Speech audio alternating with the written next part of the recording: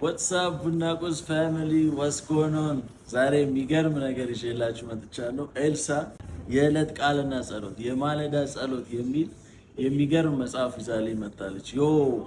በጣም ብዙዎቻችን ጸሎት ላይ ስትራግል እያደረግን you get me ጠዋት ተነስተን in the morning ምናል መጸለይ ምናል ፓወርፉል እንደሆነ ለቀናችን ምናል አስፈላጊ እንደሆነ ብዙዎቻችን እናውቃለን፣ ግን ስትራግል እያደረግን ነው።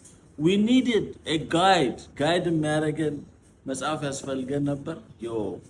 ኤልሳ thank you so much። ጆሃንስበርግ ያላችሁ ሃይሊ ሪኮመንድ አደርጋችኋለሁ። እዚህ ቡና ቁርስ ካፌ ነው የሚገኘው መጽሐፉ። እዚህ መታችሁ ታገኙታላችሁ።